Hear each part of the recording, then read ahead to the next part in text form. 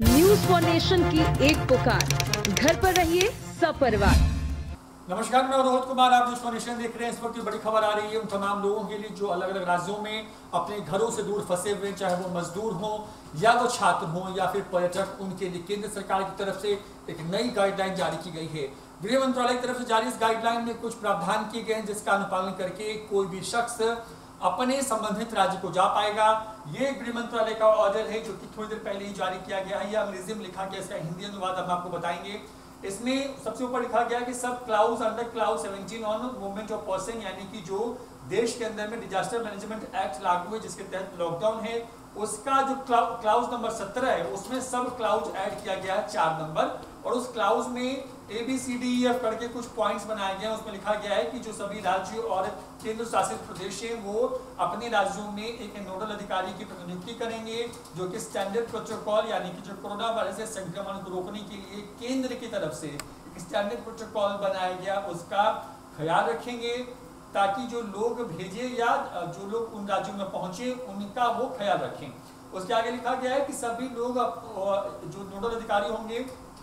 उनके कितने लोग किस राज्य के अंदर में हैं, उन तमाम लोगों के बारे में जानकारियां जो हैं वो इकट्ठी करेंगे, यानी कि जमा करेंगे, पूरी सूची बनेगी। उसके आगे लिखा गया है कि in case a group of standard person wish to move between one state to other, यानी कि कोई व्यक्ति एक राज्य से दूसरे राज्य के लिए जाना चाहता है, केंद्र शासित प्रदेश के अंदर आना जाना चाहता है, तो उनको भेजने और उनको रिसीव करने को लेकर के एक म्यूचुअल एग्रीमेंट जो है वो होगा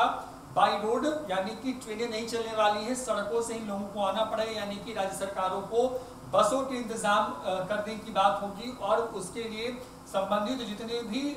उस बीच में राज्य पड़ेंगे उन तमाम राज्यों से म्यूचुअल अंडरस्टैंडिंग पर बातचीत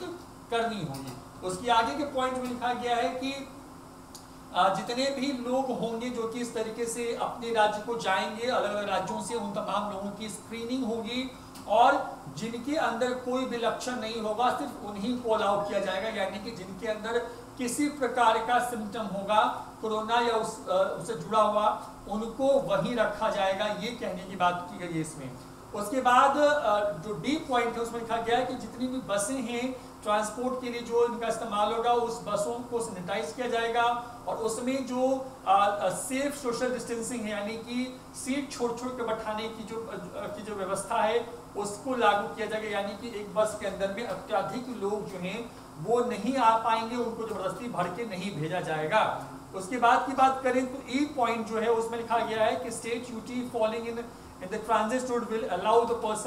passenger of such person to receiving state duty, यानी कि जिन राज्यों में से होकर ये रास्ता गुजरेगा, यानी कि वो बसें,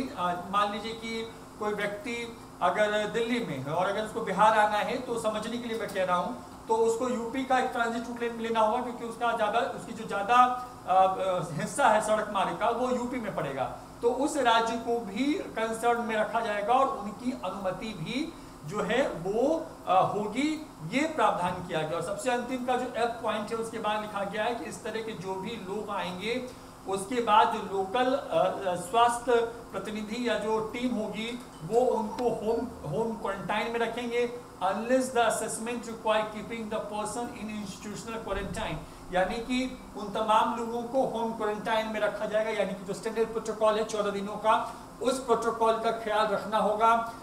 यानी कि किसी राज्य से मान लीजिए कि कोटा में बहुत सारे छात्र फंसे हुए हैं, अगर वो बिहार को आते हैं, सरकार बसें भेजती हैं, तो उसमें 4 पॉइंट जो इंपॉर्टेंट है जानने के लिए, ये कि एक नोडल अधिकारी होगा जो कि एक रजिस्टर बनाएगा, उस रजिस्टर के हिसाब से छात्र या मजदूर या पर्यटकों को लाया जाएगा, पहली बात। दूसरी बात ये कि राज्य सरकारें बसों का इंतजाम करेंगी, उस बस को सैनिटाइज किया जाएगा और उसमें स्टैंडर्ड प्रोटोकॉल जिसमें सोशल डिस्टेंसिंग का ख्याल होगा उसके आधार पर लोग आ पाएंगे। तीसरी महत्वपूर्ण बात कि जितने भी राज्य पड़ेंगे उस पूरे ट्रांजिट रूट में उन सभी राज्यों के साथ म्यूचुअल अंडरस्टैंडिंग होगी, और साथ ही साथ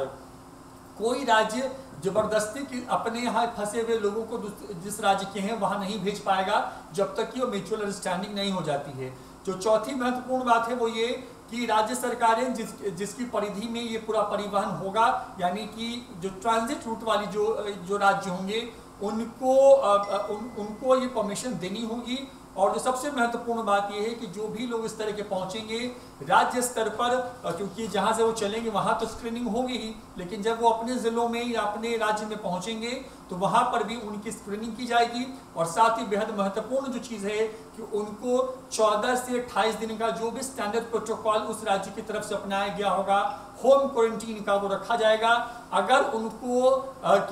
उनके अंदर कोई लक्षण आगे चल के भी नहीं दिखते हैं तो ठीक है, अगर देखते हैं तो फिर जो कोरोना संक्रमण को रोकने के लिए जो पूरा स्टैंडर्ड प्रोटोकॉल है उसके हिसाब से उस प्रवासी मजदूर, छात्र या फिर पर्यटक को ट्रीट किया जाएगा। तो ये गृह मंत्रालय की तरफ से बड़ा आदेश है। आपको बताएं कि बिहार समेत कई राज्यों की तरफ से ये मांग की गई थी प्रधानमंत्री मोदी से, जो हाल में वीडियो कॉन्फ्रेंसिंग 27 तारीख को हुई थी। और इस वीडियो कॉन्फ्रेंसिंग में इस पूरी मांग के बाद अब एक नया सब क्लाउज जोड़ा गया है, एक राज्य से दूसरे राज्य या केंद्र शासित प्रदेशों से लोगों के मूवमेंट पर। फिलहाल इतना ही, देखते रहिए न्यूज़ फॉर नेशन। नमस्कार।